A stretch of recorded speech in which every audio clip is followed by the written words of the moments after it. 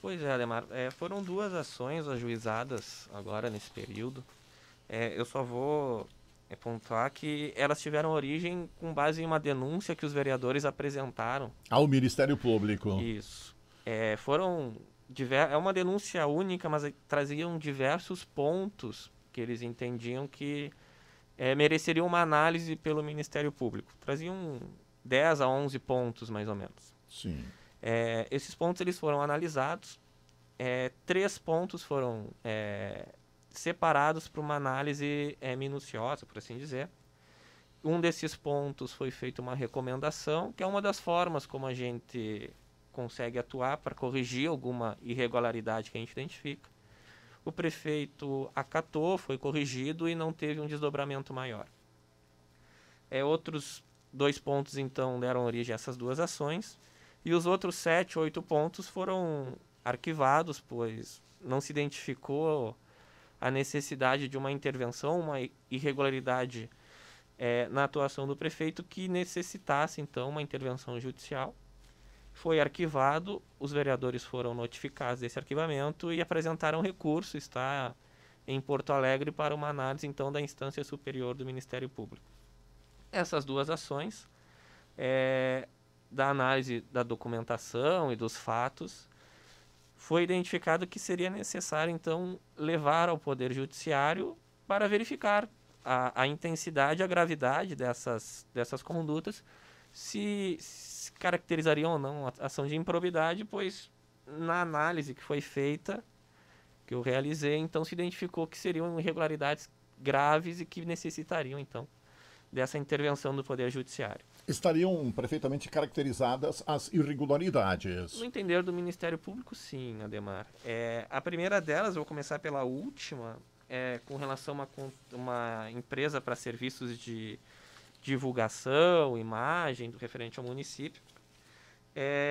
Foi contratado inicialmente por dispensa de licitação que a legislação prevê que contratações por dispensa de licitação, elas apenas são possíveis até um determinado valor. Qual seria esse valor? Seria que tem anotado R$17.600. Sim. Além desse valor, a necessidade de fazer um procedimento licitatório um pouco mais complexo. O prefeito, então, ele fez uma primeira contratação por dispensa de licitação e, num primeiro momento, ele gastou 13.200, que, em tese, então, estaria dentro do valor permitido pela dispensa.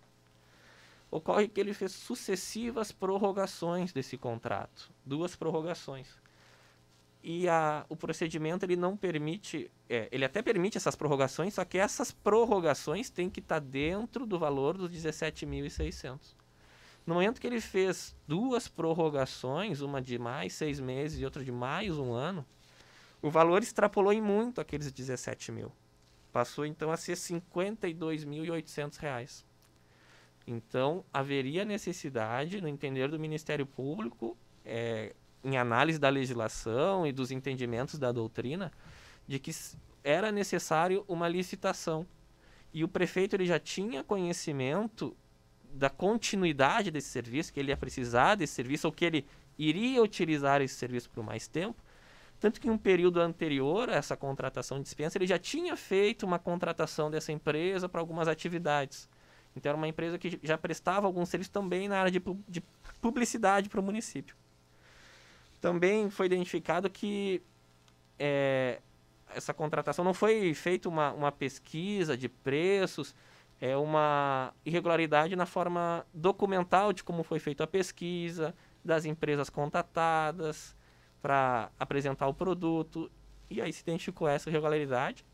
E também na análise do conteúdo das reportagens, do material produzido, da publicidade, se identificou um alto grau de promoção do prefeito.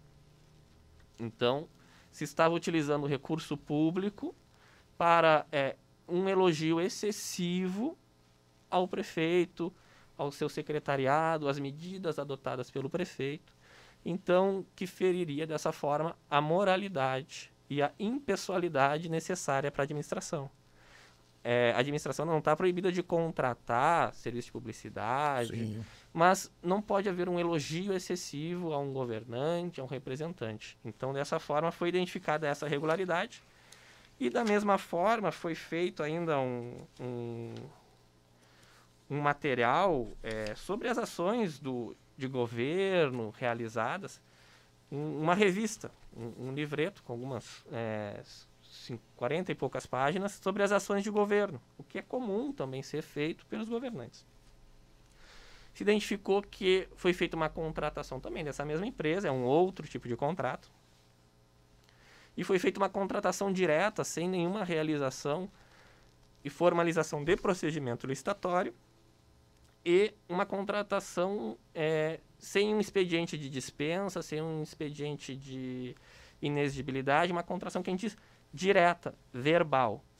A administração pode realizar esses tipos de contratação para pequenas compras, até R$ 8.800.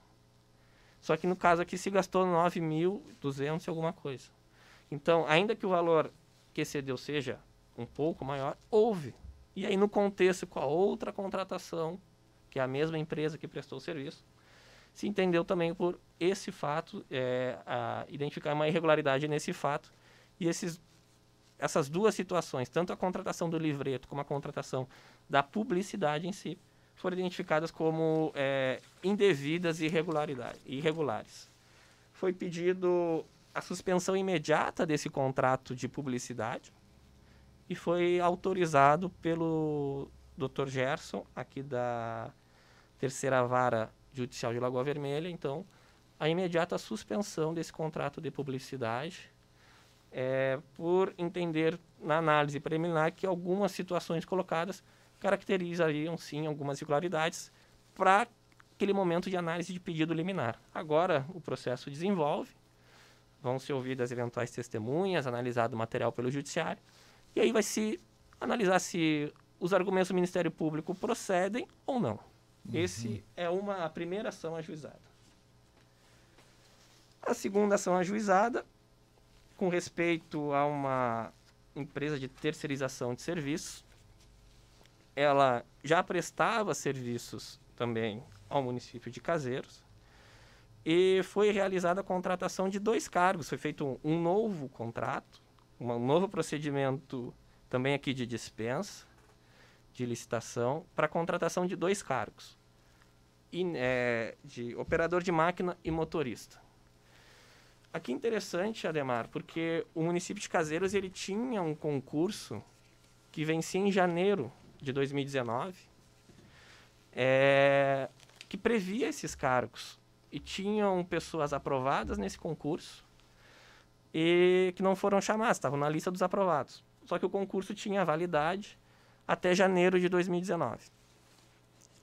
O prefeito teria a opção de prorrogar o concurso ou não.